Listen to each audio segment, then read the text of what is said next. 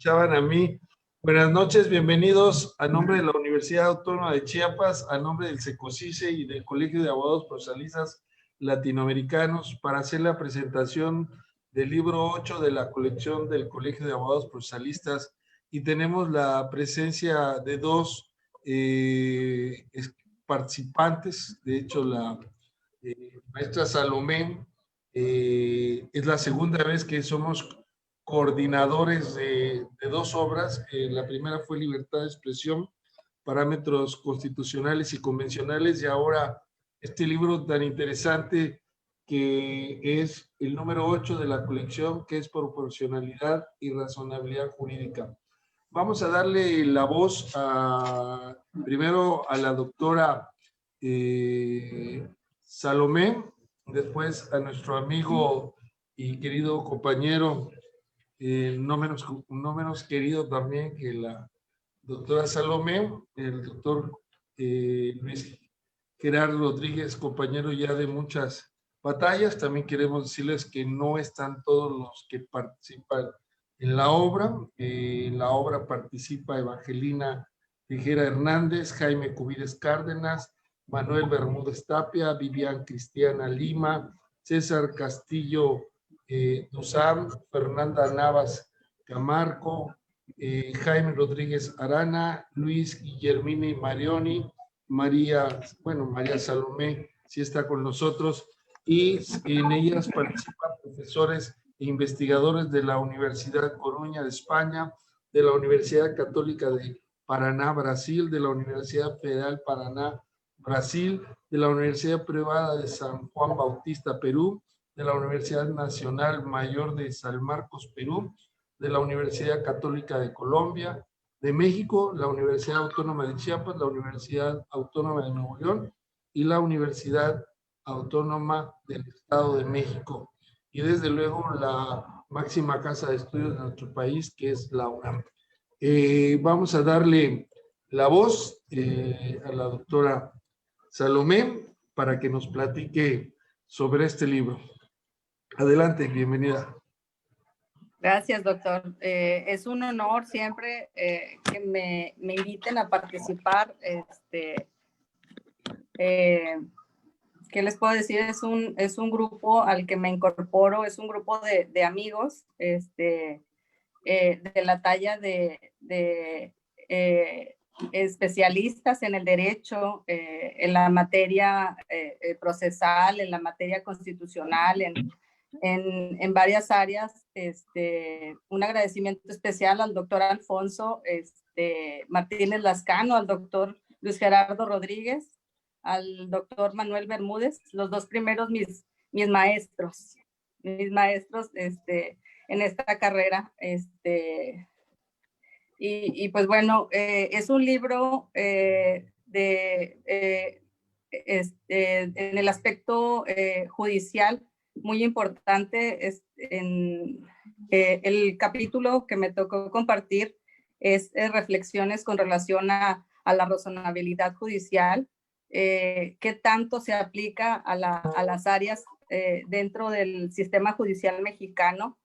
Este procedimiento de proporcionalidad es un instrumento metodológico, es un método que tiene el juzgador en el cual, equiparado a su motivación y su justificación de la resolución, es un método de interpretación en la argumentación también, no solo el principio de proporcionalidad aplica dentro de este procedimiento de razonabilidad, sino que en la argumentación también. Entonces es un método que va a interpretar y va a argumentar.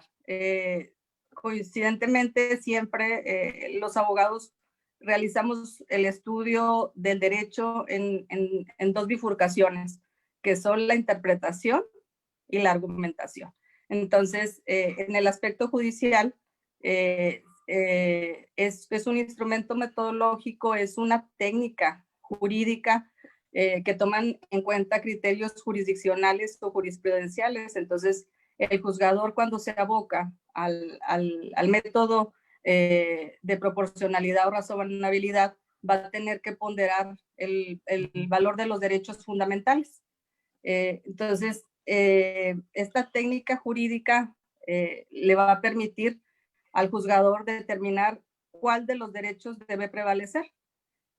Esta técnica se aplica en colisión de derechos exclusivamente. Tenemos como antecedentes Alemania, Francia, España, este principio de proporcionalidad razonada en la interpretación constitucional. En Alemania, por ejemplo, aplican este método de proporcionalidad respecto de la determinación de derechos fundamentales. Quisiera comentarles primeramente que el método de proporcionalidad o razonabilidad judicial es un método que realiza el juzgador a raíz de los criterios que deben de prevalecer como derechos fundamentales. Se hace, hago un pequeño análisis respecto de derechos fundamentales. ¿Qué son los derechos fundamentales? Los derechos fundamentales en México surgen a raíz de la Constitución de 1857, con los derechos del hombre en su artículo primero. Entonces, esos derechos humanos y esos derechos fundamentales también son catalogados como posteriormente en la Constitución del 1917 como derechos sociales. Posteriormente ya los determina junio de 2011 en la Constitución como derechos humanos o derechos fundamentales. A diferencia, por ejemplo, de Alemania, que no están constitucionalizados los derechos, ahí se determinan nada más los derechos fundamentales y cuál es el derecho que debe prevalecer a raíz de los criterios jurisprudenciales. Es decir, no importa que los derechos estén constitucionalizados o no. Entonces, en México están constitucionalizados los derechos, en Alemania no, en España, en Francia, aplican esta técnica de razonabilidad judicial, no obstante que no esté constitucionalizados los derechos. Entonces, tenemos que, no importa si están constitucionalizados o no, se deben de determinar como derechos fundamentales.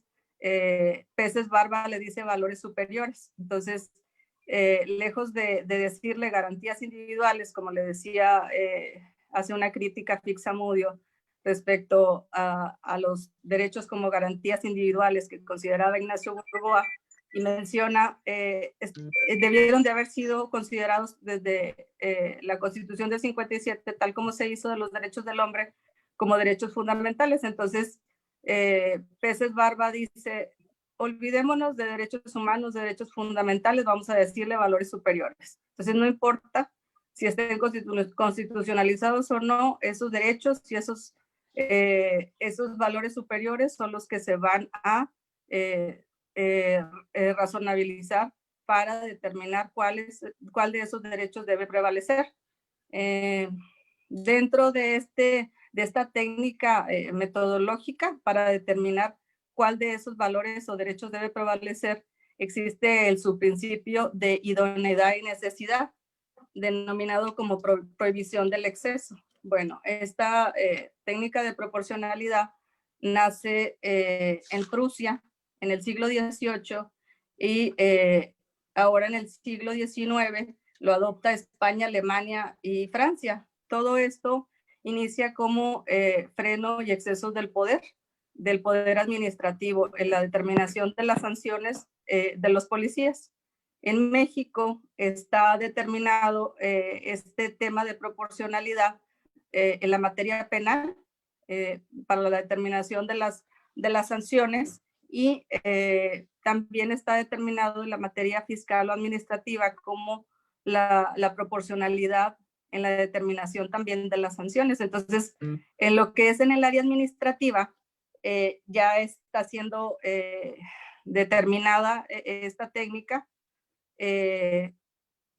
y lo que es en la materia penal exclusivamente. Hay una tesis que citamos del Tribunal Colegiado de noviembre de 2019 que establece la proporcionalidad o razonabilidad respecto de la tesis jurisprudencial. Entonces, es necesario que en todas las áreas, no solo en la administrativa, que ya lo conocemos por la técnica de proporcionalidad, de la capacidad contributiva de las sanciones en el aspecto administrativo que se aplica, es necesario que esta técnica se aplique también en el área laboral, en el área agraria, en el área de medio ambiente. Es una técnica que aplicaron en Alemania como control constitucional y en España para determinar cuál valor debía de prevalecer. Por ejemplo, ahora podríamos mencionar algunos casos. Los casos podrían ser en colisión de derechos. Esta técnica la vamos a aplicar siempre en colisión de derechos. ¿Cuáles son? Por ejemplo, hay muchos casos. Uno de ellos podría ser, menciono un caso que es el de el típico de la transfusión sanguínea de las personas que profesan otra religión y el derecho a la vida del hijo, que los papás en este caso se niegan a que transfundan al muchacho, y el médico en derecho humano del valor de la persona decide transfundir.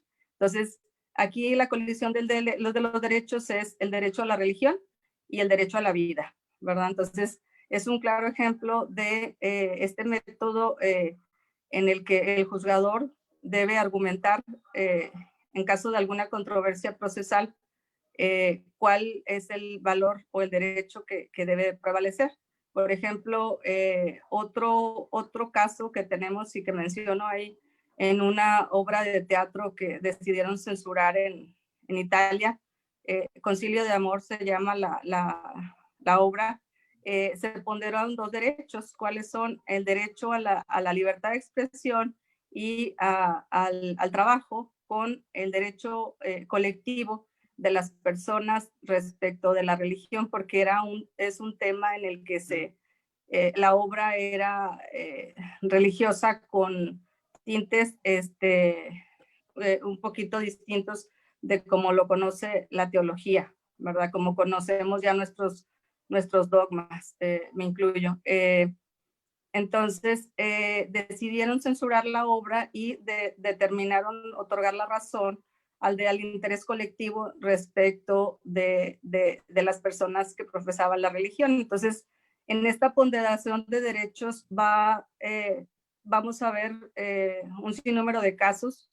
Por ejemplo, se me ocurre un caso que leí en un libro de Ferrajoli que hablaba de la colisión de derechos respecto uno, el derecho a la intimidad, y otro a la investigación que hacen las autoridades de Estados Unidos. Entonces, aquí predominaría el derecho a la intimidad, ¿verdad? Existen otros casos, por ejemplo, estaba leyendo yo una tesis de jurisprudencia en la materia civil familiar que la Suprema Corte acaba de determinar otorgarle la razón por equidad de género a la mamá, a la esposa que pedía pensión alimenticia. ¿Cuáles son la colisión de los derechos? El derecho del señor a no efectuar el pago de la pensión alimenticia o una cantidad menor, y el derecho de la esposa a que se determinen los bienes, determinando en la sentencia que esta persona, por equidad de género, no tenía la obligación de acreditar el derecho respecto de que había estado con los hijos, sino no tenía otra manera de vivir. Entonces, en equidad de género, esto fue muy importante, y me atrevo a decir que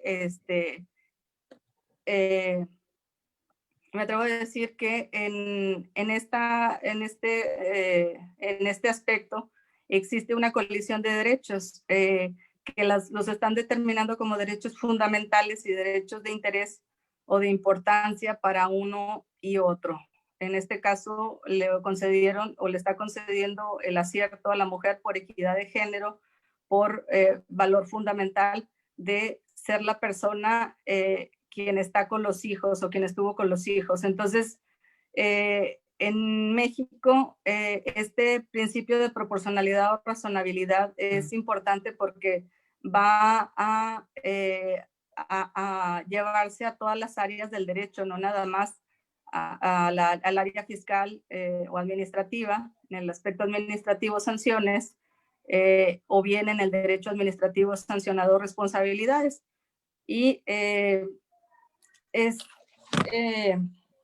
también de índole teleológico porque considera la determinación de los fines y el fin común es la determinación del derecho que debiera prevalecer.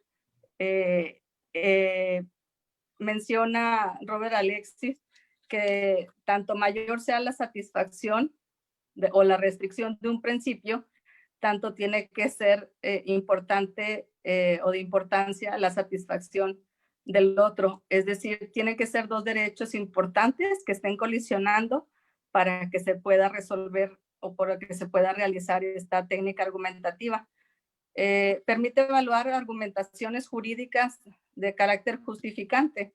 Esta técnica o instrumento metodológico procesal es importante porque aquí está involucrada, como comentaba en un inicio, la argumentación jurídica. El juzgador va a tener que hacer un ajuste razonable respecto de cuál derecho debe prevalecer. Entonces, aquí está involucrado lo que es la interpretación, no solo en la satisfacción del derecho, sino cuál es el derecho que debiera prevalecer. Y esa es también de concepto hermenéutico en la interpretación de los dogmas que se tienen que aplicar, de los dogmas o la parte dogmática que tiene que aplicar el juzgador para determinar cuál es el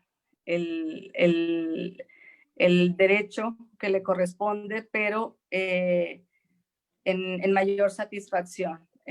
No se pudiera colisionar un derecho a la vida con un derecho a la libertad de expresión, por ejemplo. Entonces, tienen que ser derechos importantes que entre sí deban prevalecer, que sean importantes, trascendentes al Estado de Derecho de la persona.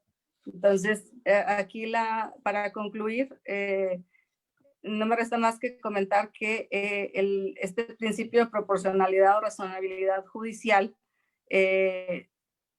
va a tener que ser aplicado en las demás áreas del derecho como principio y herramienta procesal jurisdiccional de argumentación en la determinación de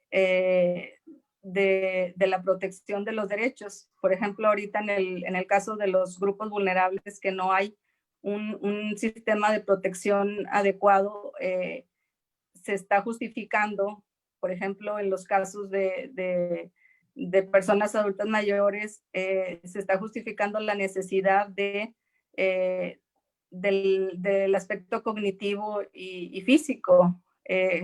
Entonces se está ponderando las capacidades o las discapacidades de los sujetos respecto de un proceso en el que no esté establecido un derecho. Entonces, versus un derecho procesal del juzgador a que no esté establecido contra el derecho de las personas vulnerables para su protección. Entonces, está muy interesante esta técnica judicial que están realizando los juzgadores y que en México no es aplicada al 100% en todas las áreas. Está solamente conocida y determinada hasta el momento en la materia penal y en la materia administrativa. Muy bien. Gracias, doctor. Excelente exposición. De hecho, quiero decirles que esto de, como bien dice la maestra Salomé, esto de la argumentación en relación a la proporcionalidad y razonabilidad implica una nueva forma de pensar, una nueva forma de operar. Y entonces hay que establecer que anteriormente el juez resolvía de manera mecánica, solamente tenía que descubrir en qué numeral, qué artículo, qué precepto se encontraba la respuesta y aplicarla, pero si no había respuesta, pues no aplicaba nada. Ahora se trata al contrario, se trata de construir la respuesta partiendo también de la realidad. Y algo que es importante y que también implica una complejidad mayor es que es en base a principios. Y los principios son algo que no está definido previamente, sino que se puede determinar en el caso concreto, de acuerdo con las características que se presentan. Por ejemplo, México ha establecido cada vez más la prisión preventiva oficiosa.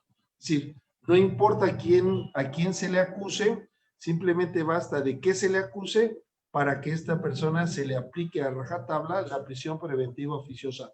Desde luego esto es inconvencional y siempre que se tenga que establecer la disminución de un derecho humano, tendrá que establecerse primero la metodología de aplicar el principio de proporcionalidad y razonabilidad para ver si se justifica esa interferencia del Estado a ese derecho humano. Excelente disposición, doctora Salomé. Gracias. Muchas gracias. Ahora toca el turno al doctor Manuel Bermúdez Tapia. Él es de la hermana República de Perú. Ya está con nosotros, doctor. Quiero decirles que también hemos puesto como promoción de la lectura, principalmente, que los que nos escriban al correo revista primera instancia @gmail y nos digan cuál es la importancia de el principio de proporcionalidad y razonabilidad, les vamos a obsequiar un libro gratuito, un ejemplar, para que pues también tengan conocimiento sobre el libro. Así que escríbanos, digan, yo pienso esto del principio de proporcionalidad y razonabilidad, que es lo que hemos estado exponiendo, y escríbanos al correo, repito, revista primera instancia, @gmail.com. Bueno, vamos entonces, como ahí está en el chat el doctor Manuel Bermúdez Tapia, pero no sé por qué no puede conectarse. No sé si me escuchas, doctor Manuel. Bueno, entonces mientras regresa Manuel, vamos a continuar con la presentación con el doctor Luis Rodríguez. Adelante, doctor Luis Rodríguez. Gerardo, ¿ya estás? Exacto.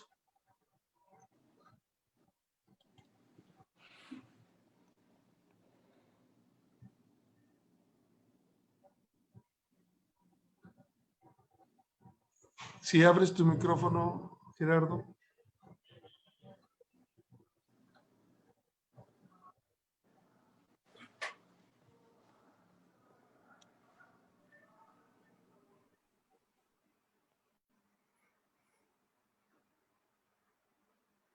Ya está ahí el doctor Bermúdez para no romper el programa. Doctor Bermúdez, bienvenido. Hola, doctor. Qué gusto encontrarte.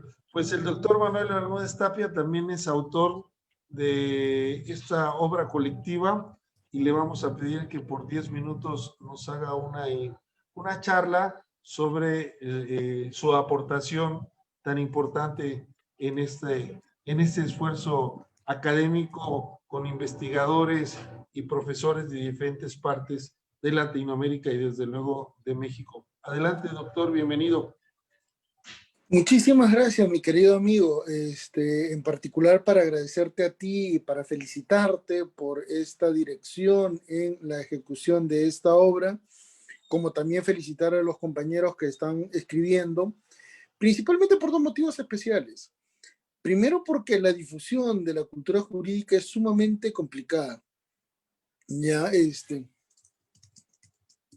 y, y finalmente porque el contexto mismo de la evaluación de la labor judicial es, además de complicada, muy referencial para la vigencia y validez de los estados de derecho. Por lo tanto, estos modelos resultan ser representativos, estos modelos resultan ser sumamente esquemáticos porque no logran esencialmente ser uniformes debido a las especialidades, debido a los contextos en el ámbito de los niveles jurisdiccionales, como también no logran ser uniformes en cuanto a las exigencias de parte de la sociedad. Y esto ya de por sí es un elemento muy complicado porque nos exige detallar algunas directivas que resultan esenciales para la consolidación de un Estado democrático, esencialmente para poder dotar de un valor de legitimidad del Estado en su comunicación con la población.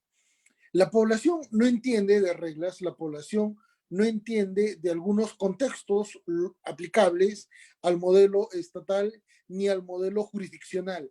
Por lo tanto, la comprensión de estos valores resultan ser muy particulares porque las condiciones que tiene la población en Latinoamérica ya de por sí es sumamente amplia, es sumamente variada y además se representan en diferentes niveles y en diferentes patrones de referencia. Por ejemplo, en lo cultural, por ejemplo, en lo lingüístico, por ejemplo, en lo económico, por ejemplo, inclusive en lo moral. Por lo tanto, valores y perspectivas resultan sumamente complicadas. Por ejemplo, una referencia de los últimos días.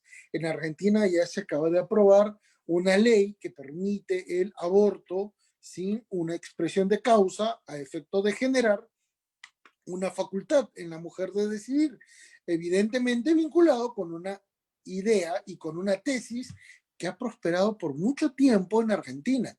Pero esos valores sociales, culturales, no son los mismos eventualmente en Colombia, no son los mismos en Chile, no son los mismos en Brasil, no son los mismos en el Perú. Tanto es así que, por ejemplo, a la promulgación de una norma, Bolsonaro, presidente de Brasil, detalló que a diferencia de Argentina, ese país tenía otra visión, especialmente en el ámbito de la impartición de justicia, con respecto a los derechos vinculados a la identidad de género y a los derechos de la mujer.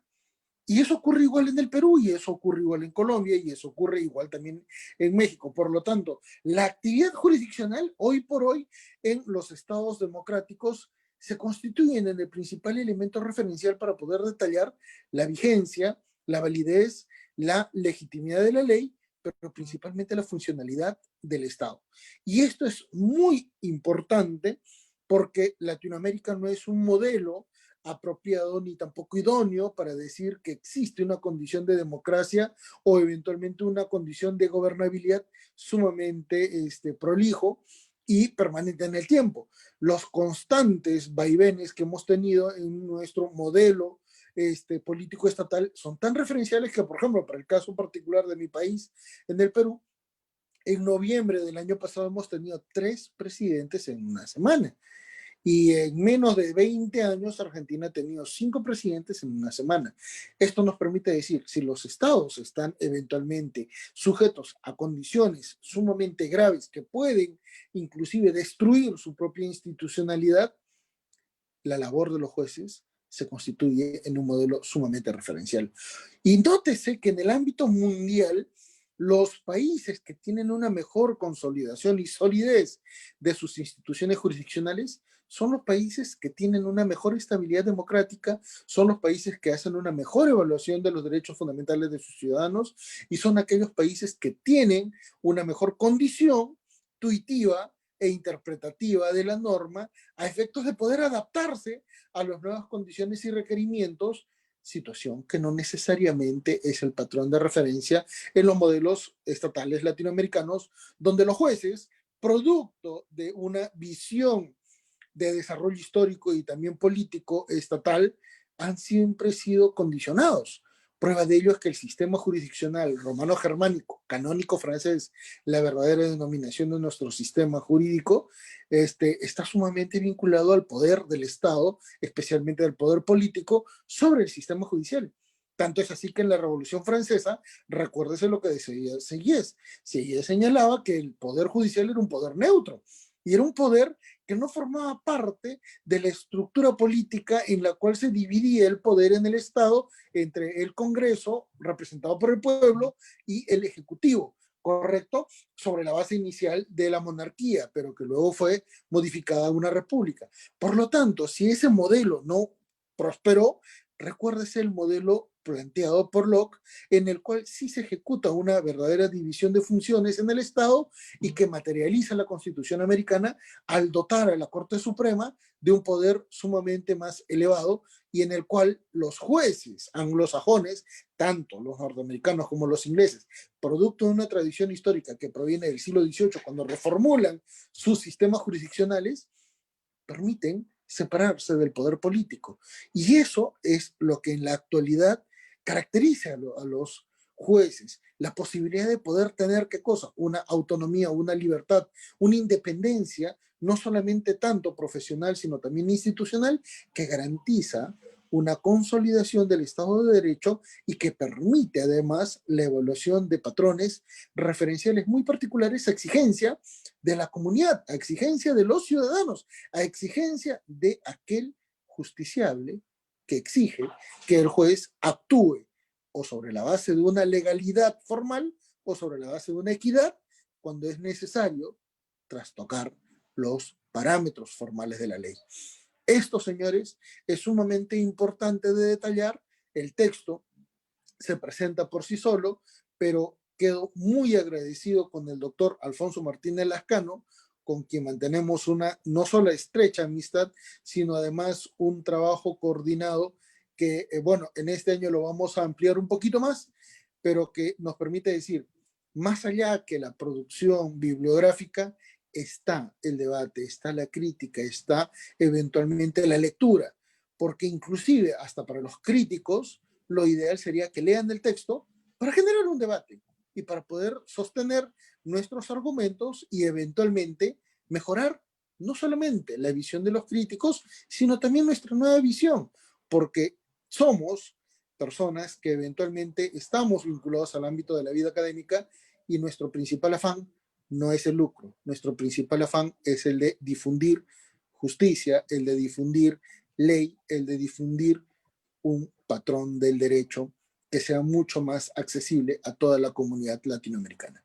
Muchísimas gracias, doctor Alfonso Martínez Lascano. Quedo muy agradecido con usted. Gracias, la verdad, excelente síntesis de cosas tan importantes que se han mencionado como el hecho de la democracia, el hecho también de recordar que los jueces, el poder judicial no era un poder como tal. De hecho, habría que ver si todavía lo es, por aquello de que no mantiene en la realidad una independencia de los demás poderes, y también si los jueces deben de seguir actuando, como decía Montesquieu, como la boca de la ley, como seres inanimados, ¿no? Entonces sí hay una lucha de una nueva forma de pensar que poco a poco va cambiando, y que aquí lo que importa es la finalidad para lo cual se crea el derecho, que inclusive se puede dejar de aplicar la norma cuando se justifica, siempre y cuando se justifique con argumentación basados en estos principios fundamentales de proporcionalidad y racionalidad. Bueno, tenemos ahora al doctor Luis Rodríguez. Él es un excelente expositor también y es realmente un colega con el que hemos compartido varias actividades, y me place mucho nuevamente encontrarnos en este texto, y él siempre hace aportaciones muy interesantes, muy críticas. Él es de la Universidad Autónoma de Nuevo León, profesor de tiempo completo, y es miembro del Sistema Nacional de Investigadores nivel 1, Así que bienvenido, doctor Luis Rodríguez. ¿Cómo estamos?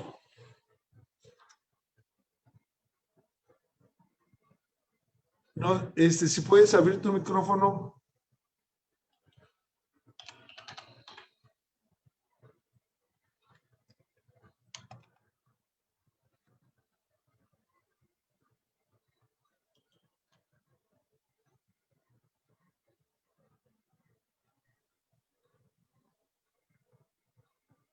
Allá. Ahí está. Buenas noches, Alfonso. Listo. Bueno, adelante, por favor.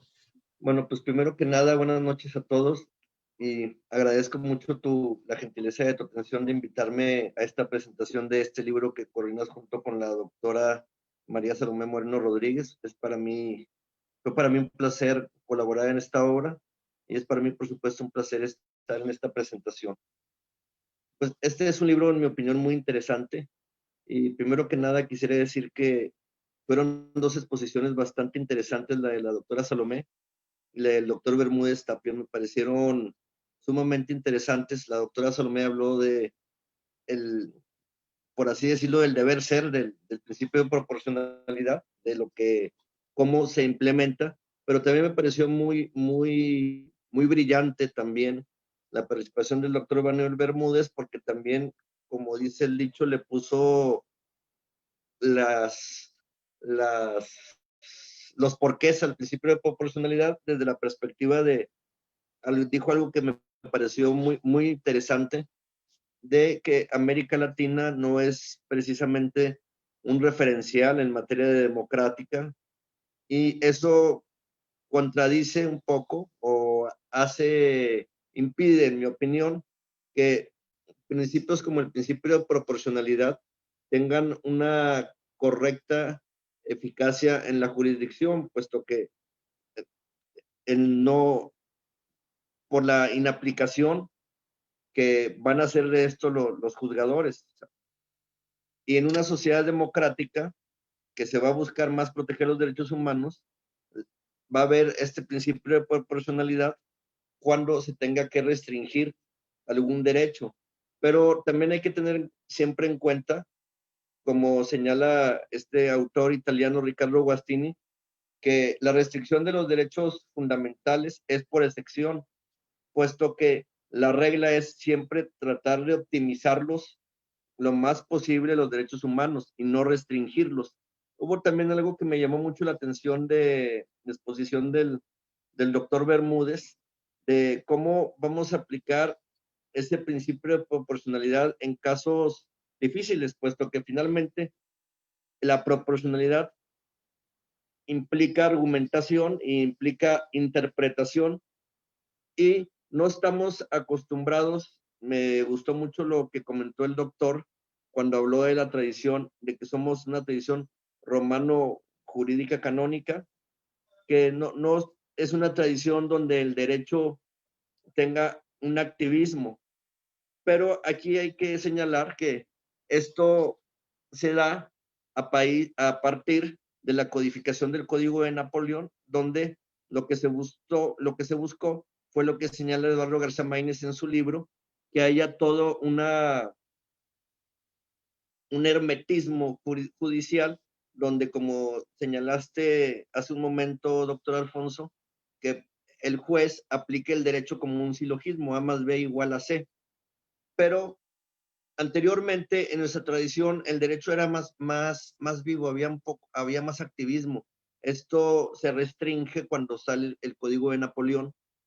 Y aquí es bien interesante lo que señalaba el doctor Bermúdez, que en la tradición anglosajona siempre los jueces han tenido un activismo mayor por virtud del common law. Y aquí me recordó mucho el doctor Bermúdez un libro muy interesante que ahorita que está circulando y que yo recomiendo ampliamente, del doctor Renato Ravivaldi Cabanillas, un juez argentino, que acaba de publicar un libro de interpretación jurídica, muy interesante el libro, y señala algunas de las cuestiones que ahorita comentaba el doctor Bermúdez y la doctora Salomé, cuando la doctora también nos habla del principio de razonabilidad y la argumentación. Qué interesante es cuando señalan estas cuestiones.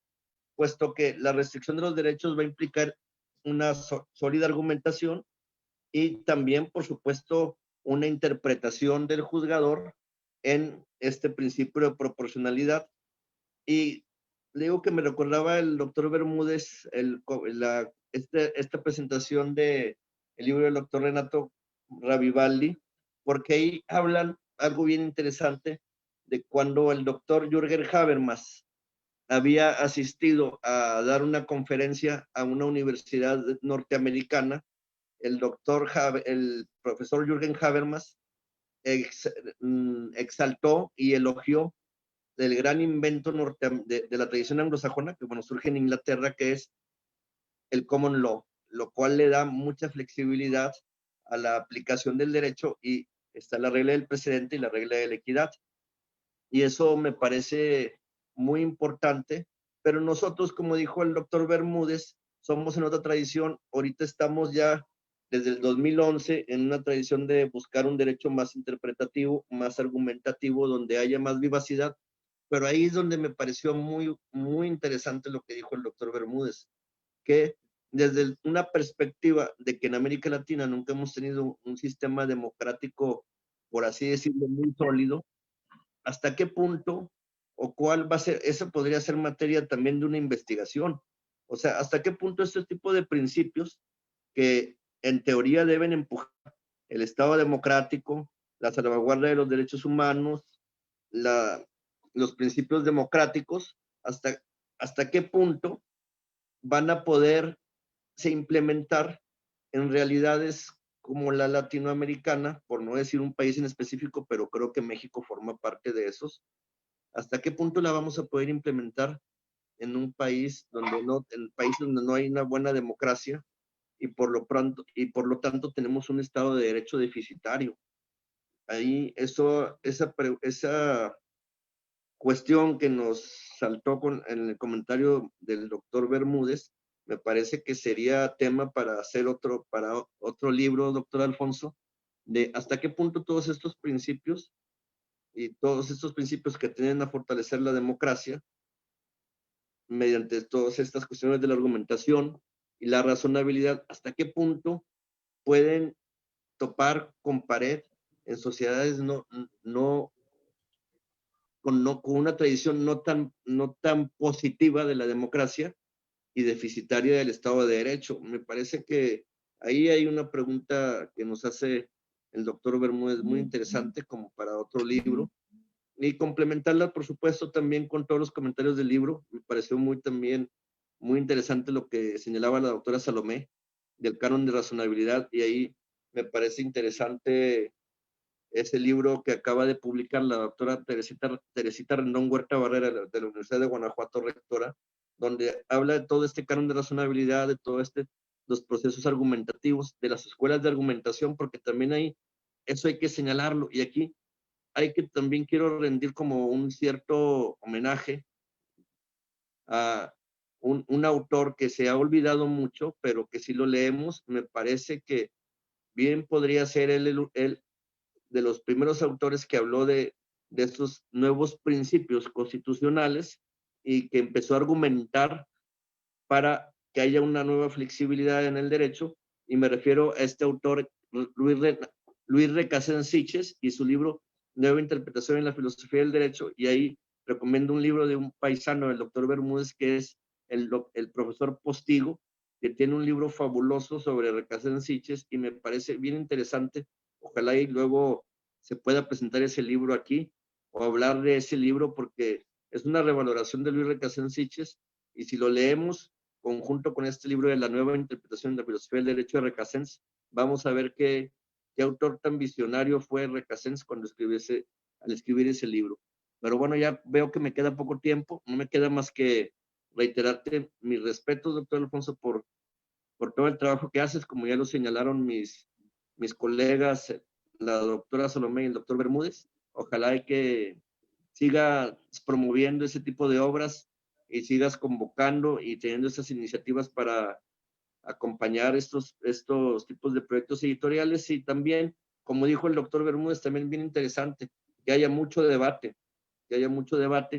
porque también la doctora Salomé habló de la libertad de expresión, y ahí hay un libro de Owen Fish donde él señala que en la libertad de expresión debe haber un proceso muy robusto de discusión y debate. Y si adaptamos ese tipo de principios al debate, como nos señala el doctor, yo creo que vamos a empezar a mejorar como sociedad en la medida en que debatamos y seamos tolerantes. Bueno, me despido, Alfonso, muchísimas gracias y mis respetos a todo el mundo. Gracias, excelente disertación para cerrar con broche de oro. Creo que el debate es necesario. Desgraciadamente se piensa que todos tenemos que pensar igual y eso es una falacia porque todos somos diferentes, todos tenemos diferente historia, diferente cultura de una u otra forma. Claro, tenemos cosas homogéneas como sociedad, pero en lo individual tenemos nuestra propia libertad y autonomía. Bueno, pues a nombre del Colegio de Abogados Procesalistas Latinoamericanos, la Universidad Autónoma de Chiapas y el SECOCICE agradecemos la participación de los panelistas, de mi colega con la que comparto la coordinación de esta obra, la maestra Salomé. Muchas gracias, Salomé. Nuevamente es el segundo texto que coordinamos y la verdad creo que vamos superando poco a poco nuestro trabajo y la calidad y también ir incrementando a los compañeros que de una otra forma también tienen algo que decir.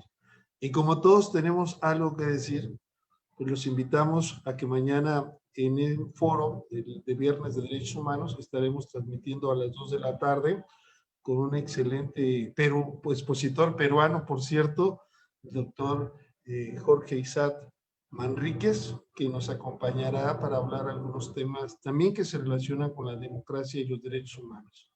Muchas gracias. Recuerden que escriban a revista primera instancia @gmail.com y digan por qué es importante la argumentación y qué les pareció la presentación del libro, alguna opinión, cualquier idea, cualquier cosa que quieran compartir. Buenas noches y nos vemos en la próxima. Gracias a todos y a todas.